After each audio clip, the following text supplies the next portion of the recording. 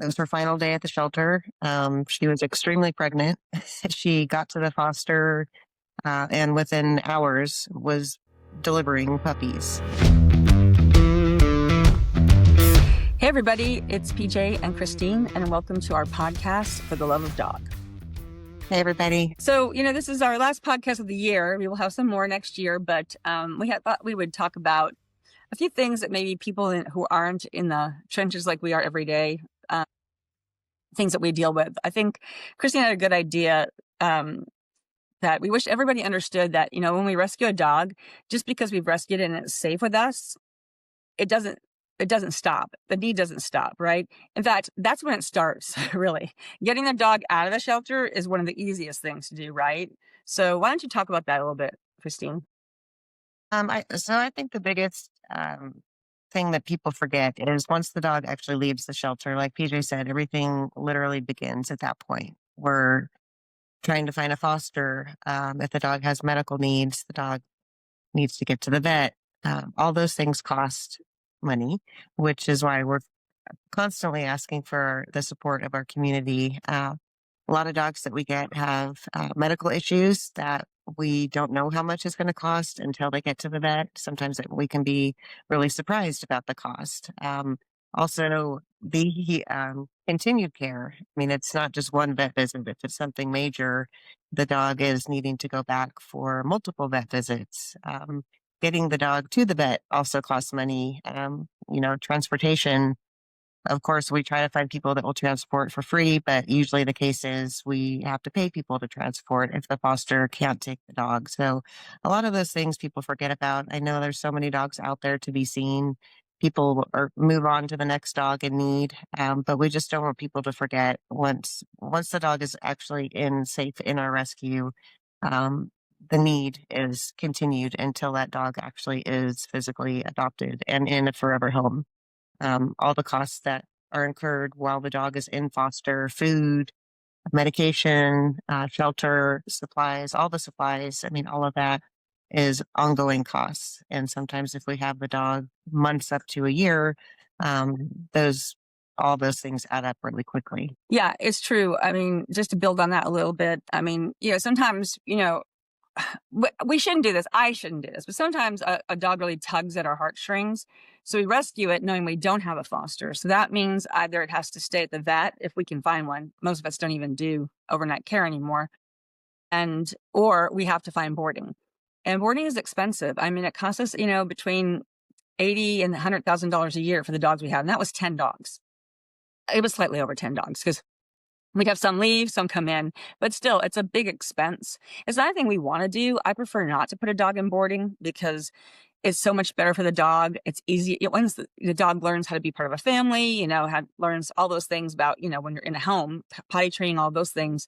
And it's much easier to adopt a dog once it's in foster. I don't know why that is, but I'm telling you, that's exactly how it is. So, yeah, all of those things do add up, and we're not whining because we love rescuing dogs. That is my raison d'etre. I would do it every day if I could, and I have. But post-pandemic, and we've talked about this before a little bit on our podcast, it's just been really tough. It's been tough to find fosters, committed fosters. Sometimes they'll do one and done. We still appreciate that, but it's been tough to get that stuff. And that's why, Christine mentioned, we're always fundraising and we hate asking. I swear to God, I tell people all the time, if I win the lottery, I will never fundraise again because it's soul crushing for me. I don't want to keep asking for money. And it's not me. I mean, I don't even get paid. So it's not like, it's going into my pocket. It's a vet care, food, boarding. Those are our biggest nuts really to make. We have a lot of prescriptions. We have a lot of supplements that our dogs are on. As Christine mentioned, one of the things we pride ourselves on is we do rescue a lot of senior dogs or dogs with medical issues because those are the first dogs that are euthanized in the shelter. So we like doing that, but it just makes it even more expensive. And just to kind of put it into perspective, for a long time, it cost us about $600 to save a dog. We factored in the vet care, a spay and neuter, food, all of that. And now it's probably closer to like $1,300, just for one dog. And that doesn't mean ongoing care. I'm just talking about to rescue it and get it ready for adoption. So yeah, I just think that it would be great if people understood that. Um, and maybe open their homes a little bit more often to maybe foster a dog. And even if it's one and done, that's okay. Because does save lives. I mean, it sounds so dramatic. Oh, save life, but it really does. Because sometimes we cannot say yes because we don't even have boarding space. And that means that dog is likely to be euthanized. So not to try and bring everybody down, but that is why this point is so critical. And I Okay. know a lot of people kind of poo-poo boarding, but our goal is to have that be a temporary placement. But sometimes it does take longer, and giving that dog a chance to survive is why we do this. And if they have to be in boarding for a short time, sometimes it's longer if we can't find a foster. But our goal is to save a life, and the dog's life is saved, even if they are in boarding. They're fed, they're walked, they get playtime. It's not a horrible place to be. It's not ideal, but I know a lot of people don't agree with sending dogs to boarding, but it does save lives if we have that spot where we can temporarily place them until getting them into a foster. Think of you like, door number one is boarding, door number two is euthanasia. Right. Pick one, right? So Right. that is what is boarding. We don't like it. And that's why we loved having our facility for that reason. There's a lot of other reasons that was really hard, but because at least then we know we could control it. All the dogs were in one place. People could, come see them, adopt them, whatever. We had a place to put them if our fosters were out of town. So that was a big hurt to have to close it, but it is definitely a money pit. So I don't want to, again, I don't want to go on like being very negative because I'm very, very grateful we get to save lives and I'm very grateful for our community. But it just, I think one of the things we talked about is like the emotional toll, I feel, and I don't know if Christine feels differently. So I feel like we get to celebrate about this much. And then the other is all of the hard work. And again, I'm not complaining. We love doing it. I wouldn't do it if we didn't love doing it. But it is very hard on all of us, whether we can't save a dog or we lose a dog, we pull the dog and that dog ends up dying because the care came too late, right? We got there too late. But it just that's kind of things that really people don't even think about that. Everybody says, oh, yay, the dog is saved. So I don't know if you want to add on to that. No, I agree. We do have small victories, and I think those are the ones that keep us going. We have the ones that we think are going to be worse that end up being better, and then vice versa. So, but the dogs, I mean, we celebrate as much when we get a dog into a foster as much as we do an adoption because that dog is in a home and that dog is safe. And even if it is a foster, we know it's on its way to having a forever home, and that's what we want for all of them. That's a good point. Yeah, I mean, and we do. I mean, I know I do, and I'm sure Christine does, and Carolina does, because people know Carolina. She's our foster coordinator. It's like I celebrate it. I think I'll get up in the morning and think about grateful Fifi was in a foster. Fifi was in a foster for like 2 weeks. Finally, like she spent a year in boarding, more than that, really. And then she got adopted. So these are things I swear. And some of our dogs are more challenging cases. So not everyone can foster, right?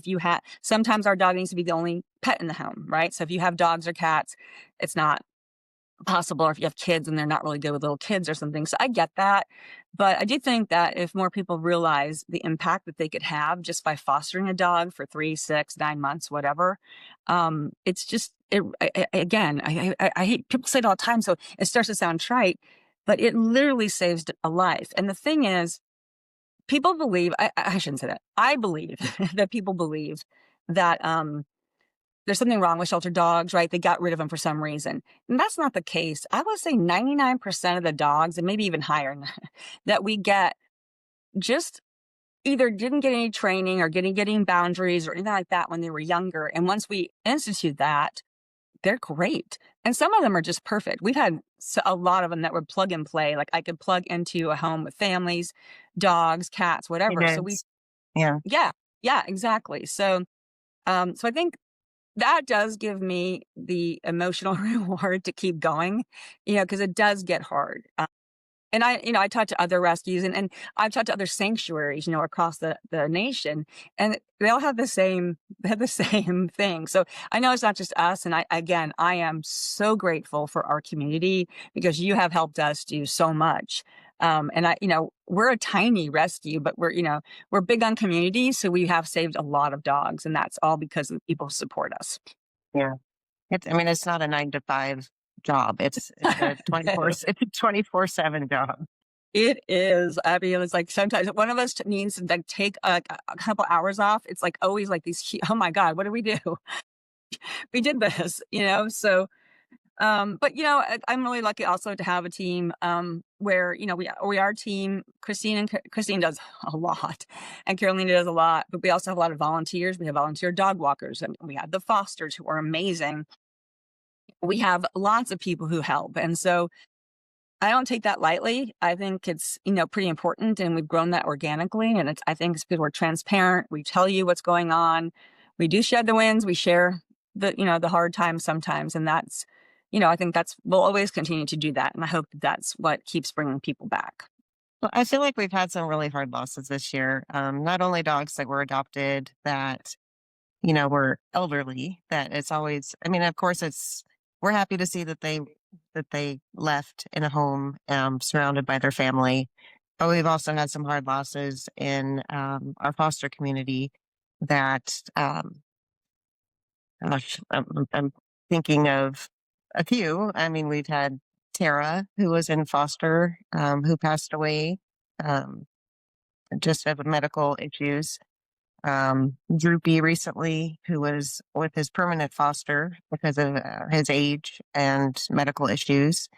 Um, there's a Drizzle. few, Drizzle, there's a few like that if it wasn't for the fosters, these dogs wouldn't have known love at their final days. And so, again, another reason why fosters are so important, even if it's the dogs are here years or a short time, we want them to leave at home, which we always do. We always do at home, um, peaceful passings so they can be not in a environment that's going to be stressful or, um, just scary for them. We want them to feel comfortable, and we never make the decision lightly. We discuss it as a team, make sure that we are making the right decision. We discuss it with the foster, um, and the vet, obviously, to make sure we're making the right medical decision. But yeah, there have been there have been quite a few losses this year, and, um, on the lighter side of things, we always think about how these dogs are being reunited with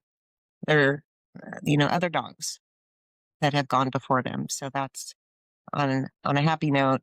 We know they're no longer suffering, and they're in a good place. Yeah, I think that's the most important thing. I mean, in fact, we rescued a dog recently. His name was Nelson. And I mean, I think he already had dementia. And, he was with me one day. And of course, I was already bonded with him, but we found an amazing foster who was so sweet. And he just, he had a lot of medical issues. We spent a lot of money on him trying to get him better. And we just realized that his quality of life wasn't really there. And so, it's hard decisions. Like Christine said, we don't take them lightly. We never take them lightly.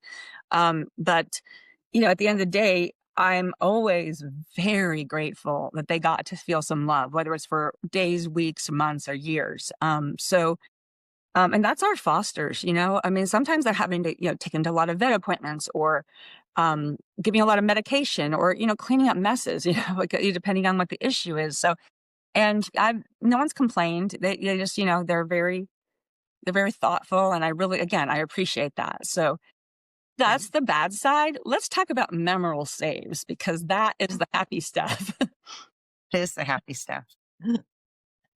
One for me that jumps out is Emma, our pregnant, um, Corso, who left the shelter In about ready to labor. pop. Yeah, Yeah. basically, yeah, she left the shelter in labor. It was her final day at the shelter. She was extremely pregnant. She got to the foster, and within hours was delivering puppies. And she had wonderful fosters that had a separate area set up for her. She had, peaceful place to deliver her 9 babies.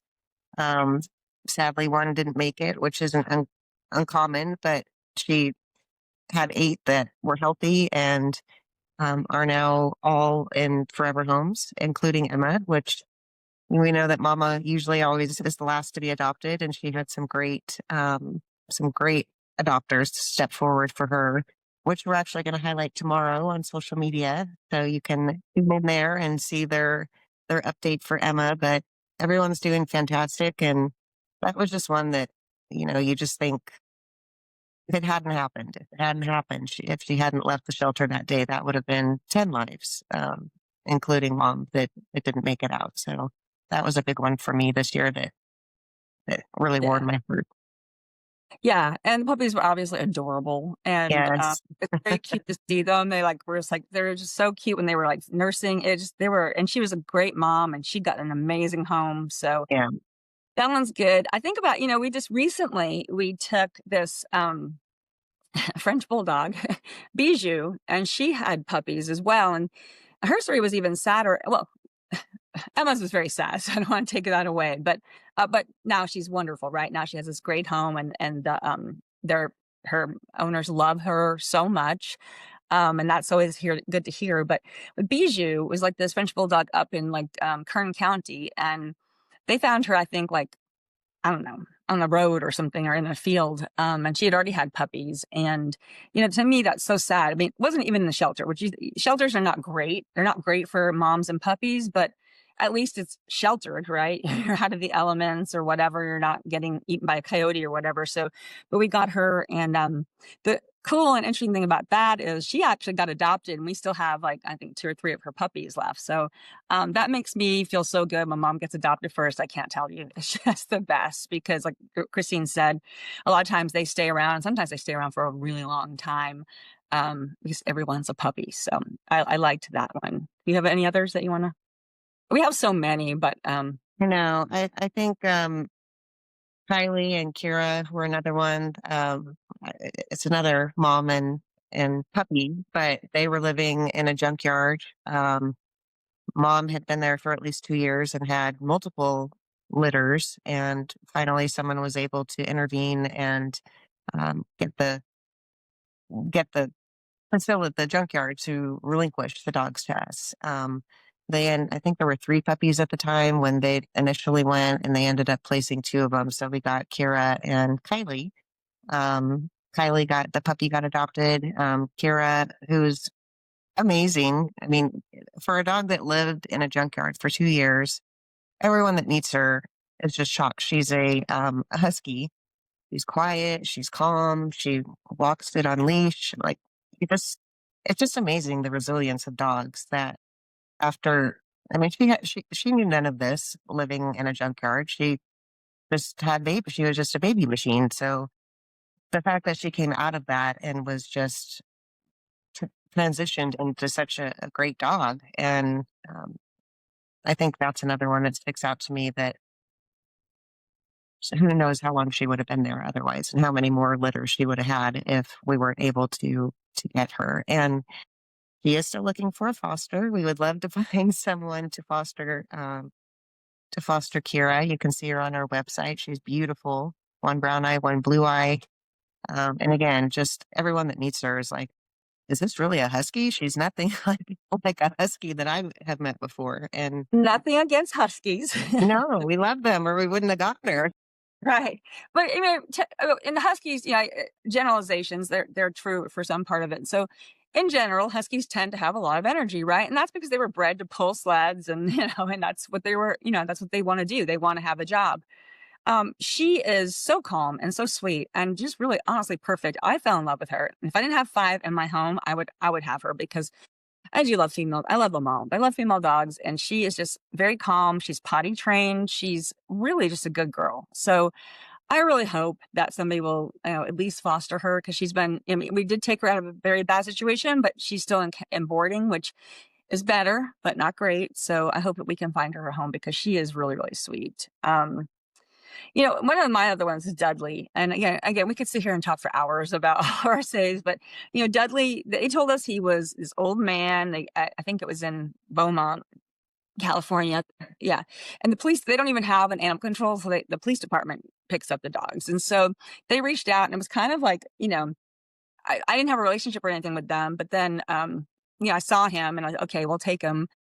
he's almost fully blind. He's partially blind. Okay. He's deaf. And he, even at 2 years old, he's got teeth rotting in his mouth, so that's how bad he was. And they would have no choice if we hadn't taken him. He probably would have been euthanized. And he's such a good boy. He's hilarious. He bumps into a lot of things, but he's like really sweet. And, we do our virtual events at Bex and Jamie's house, and they have 4 adorable kids. And he's there now in foster, and they have 2 great dogs, Sydney and Abby. And, he's having a great life right now. And so I'm so happy. And we found out he wasn't even an old man. He was only 2, but just wasn't really well kept or anything. But to see him in their big, beautiful backyard with the kids, it's just, it's just great. So those are the things that keep us going, right? Okay. So how about any trends that you noticed this year? I mean, we talked about Frenchies. It used to be you couldn't even rescue a Frenchie because if there was one, somebody else would swoop in and either adopt it or rescue it. Lots of Frenchies right now. Most of them have medical and or behavioral issues. The other thing I've noticed besides Frenchies is that, it used to be if we had 6 puppies, we would have like at least 25 applications. That's not true anymore. Puppies stay around for a long time. We have a couple puppies, 3 puppies I can think of that have been like, 2 years in foster? They're Yeah. not puppies anymore. So, No, they're grown dogs now. yeah. So do you have any other trends that you noticed this year? I think the Frenchies has been a big one. It seems like I don't know if this is new, but there's a lot more Huskies, Belgian Malinois. I feel like the dogs that people adopt when they're puppies, they're cute, and then they don't. No one does. I shouldn't say no one. A lot of people don't do their research to see what this dog is going to be like when it's a year old and how much energy it has and how much it needs to be walked. And of course, puppies are all adorable, but people need to know what they're bringing home, and do they have that lifestyle that's going to support what that dog needs. And I feel like a lot of those breeds, the Huskies, the Malinois, the Shepherds, I think we've seen a lot more of those in the past couple years, filling up the shelter because people aren't prepared for what to expect when the dog gets older, and they don't want to put the time or the training into it. So what's the easiest answer is getting rid of them. Yeah, I think it's funny because we still see a lot of pitties on the euthanasia list, don't get me wrong. But when I started, I swear that was all I ever saw. Like there would just be pages and pages and pages of them. So that's when we started out. We really rescued just primarily Amstaffs or pit bulls because there was such a need. Now there's such a need for everybody. And there probably was always such a need for everybody, which is why we started rescuing all breeds, long ago. But I think that's true. I think, I didn't see as many of the other breeds. And again, I rarely saw English bulldogs, and it was like impossible to find a Frenchie if you wanted to rescue a Frenchie. Now, now the Frenchies are getting euthanized because there's not enough, rescues who will take them, and they're expensive. I mean, that's the one lesson. If you're considering about buying or adopting a Frenchie, do your research, because and same thing with English bulldogs, because the way they've been bred, they need breathing surgery, which is super expensive. If they don't have it, it's very dangerous for them. But there's just a whole host. Like we just got one today, which we'll talk about in our emails. Kringle, he has issues with his back. He has issues with his ears, his eyes, his teeth, and that's skin. And do you not remember how old he is? 'Cause I don't even think he's that old though, right? He's not that old. I'm sorry, I don't remember. That's okay. That's good. So like, he wasn't like, a 17-year-old Frenchie. He's younger than that, but has so many issues because somebody probably bought him and didn't realize how expensive it was going to be. And so then he ultimately ends up in the shelter, and no one was interested in him. And, I'm always worried if we take the dog like that, what are we going to do? Because it's so expensive. But I also know like this little guy's 19 pounds and he's just got a whole host of things. And I just feel like I'm happy we got him out. And yes, it's going to be hard, but at least he got to live. And I wish we could do that with everybody on that euthanasia list. In fact, the other thing, if I ever win the lottery, is I'm literally going to back up a couple Mack trucks and take every dog off the euthanasia list one day, and just, be able to save them, because I just, No one has enough resources ever. Not us, not anybody, not even ASPCA and Humane Society, and they're very well funded. Everybody has to say no at one point, but I'm glad when we get to say yes. So Oh, I was going to say another breed that we don't see that often in the shelters, which it seems like we're seeing a little bit more of, which we were able to save one, is a doodle. And her name was Willow. We never saw her smile until she actually got adopted, but she came in, looked like she had dreadlocks. Her hair was so long and matted. And, but some of these designer breeds, we're starting to see more of them in the shelter as well. So people that want purebred dogs, we always say it, you can find anything at the shelter or in a rescue. You just have to be patient and look. yeah, that is a really good point because when I started the rescue 14 years ago, there was this statistic that was being touted, tossed around that 30% of all shelter dogs were purebred. I don't know what it is now, but I can honestly tell you it's much higher than that. I wouldn't be surprised if some people told me it was 50% because there are so many Frenchies and there are so many doodles even. I mean, even the one that we took, sweetest girl. And she looked like, you're right, she had dreadlocks. I can't remember what that breed is that has like the curly corded. But she looked like that. I was like, I had to really look at her to see what she was. So obviously we had to get her, groomed and whatever. And she got the best home, the best home. Laura and Marty, oh my God, they are, and she got a sister, and they're every single picture they send now, she's smiling. It's the best. And so that's another one that I'm just so happy that we were able to do that. And the reason she was dumped, she had like some kind of tumor or something on her. It ended up being benign, which is great. But we had to, to spend the money to get that taken off. And but I was just so grateful because that couple are just the best. I mean, I wish I could give them 5 more dogs Love you because they're too. they're really awesome. Okay, so we didn't really address long-term dogs who finally found homes. We can do that really quickly because we're running out of time, and I do want to talk about our end of year goals. So, is there anybody that sticks out to you on long-term dogs? One that sticks out to me, I think, is Zahara. She was with us quite a while. Yes, we love Zahara. She was another great, great dog and found an amazing family who came to us, actually applied for a different dog. But after being interviewed, we decided that that dog wasn't going to be the best fit for them and thought that Sahara, they had young kids at home. Sahara is a bigger dog, but she is very calm, well behaved. So set up the meet with them, and they fell in love with her instantly. And we're going to be highlighting a few of our dogs that got adopted this past year and giving updates on where they are now. And Sahara is one of them. And her family just adores her. They're constantly sending pictures of her with their other dog, the little kids, and just saying how perfectly she's woven herself into their family and how they can't imagine life without her. And she was overlooked, for like 2 years probably. Yeah, and she was in a divorce shelter, which was it's a most dogs don't get out of there alive, unfortunately. So it's a pretty high kill shelter in a very rural area. No, she's great, and I love Zahara. And I used to walk her sometimes when she was at the foster house, and I would tell her every day, "I'm going to find you a home." And I was so glad. And there's two things about that story that I really want to zoom in on.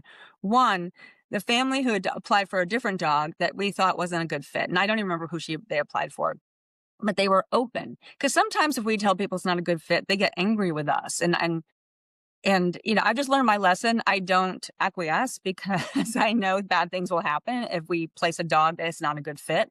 So they were open, and then they fell in love with Zahara, which was so nice. And then the other thing is, the only thing that keeps us going are the updates. I mean, it's one of the few things that keep us going. And so to see those pictures of Sahara with the kids, or I think she has a Frenchie sister or brother, and to see them, and I wish I could remember their names because the parents' names, because they are amazing and I love them, and I'm so glad that they listened, they were open, they took a dog that they didn't apply for, but it ended up being, and they think it's the best thing that's ever happened to them. And again, that's a thing that just hits right in here, and it makes me so happy. So that's a good one. Another one for me is Kenny. He was in boarding for a while, and his foster, were awesome. And then, they took him to one adoption event and then realized that they didn't want him to get adopted. So that was really amazing.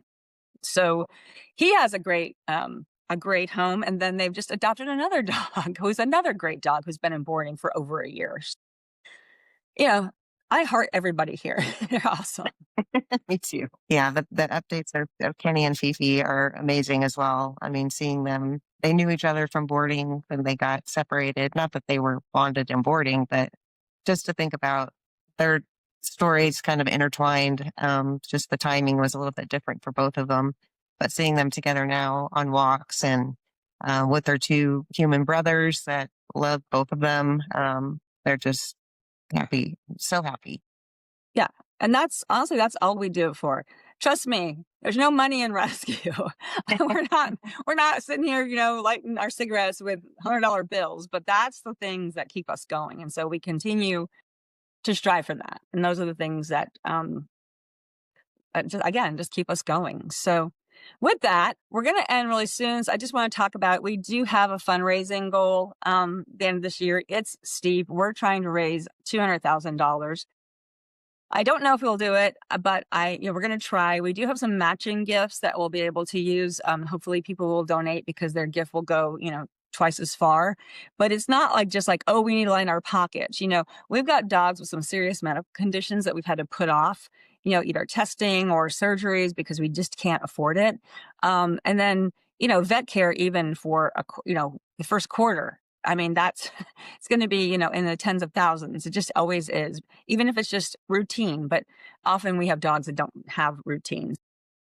It's not, I say you save a life, but, no donation is too small. Every dollar makes a difference. And, for $19, you can make a difference and care for a dog for one day. And I think that's pretty awesome. Like you get everything he needs for one day for $19 a month, $19 a day. And I think that's pretty awesome. Look for our fundraiser. If you're on our email list, you will see it. And then if you're not on our email list and you want to be, go to our website and you can sign up there to receive that email. And we also okay. Sorry, I did it again. We also want to remind people that even if you can't donate, you can start a fundraising team and share it with your friends, family, coworkers, neighbors. So if you can't donate, you can help by asking other people to donate, and that's a big help as well. Yeah, I mean, if you think about it, if this is like 20 people raise like $500, that's like $10,000 right there. I mean, it's just not that, and you don't have to raise 500. You can raise 50, you can raise 100. It's super easy. All you have to do is sign up and share your link. So please do that as well, because, you can, all you have to do is share it on your socials and like with your friends and family or people in church or whatever, just get the word out there, because it just helps. It really does help us save more lives and continue to provide care for the dogs that are already in our rescue. And our big goal is to try to get everybody out of boarding really soon. I was hoping to do it by the end of the year. I don't know if we'll get there, but so let's end. One more good story. Can you think of anybody else that you want to share about the adoption? I feel like there's so many. I can't have one that's jumping out at me. I'm trying to think too. There are so many. Is it Kenny Zahara? Xena. Xena's another one that got adopted this year. Xena's a great one. And she also a very big dog, but very sweet. And she has the best home as well. And you know what? The thing is, she got into a foster, she lost weight and she just looks great and she's so happy. And so I'm sure you'll be seeing all these dogs featured on our socials. We'll have them in our newsletters. And then our fundraiser this year is our dogs writing letters to Santa Claus. So you'll see that. And I hope that you will help Santa make their dreams come true. All right, everybody, have a very happy holiday. Happy Hanukkah, Kwanzaa, Merry Christmas, Happy New Year. I'm sure we'll see you in January, but thanks for tuning in. Thanks, everybody.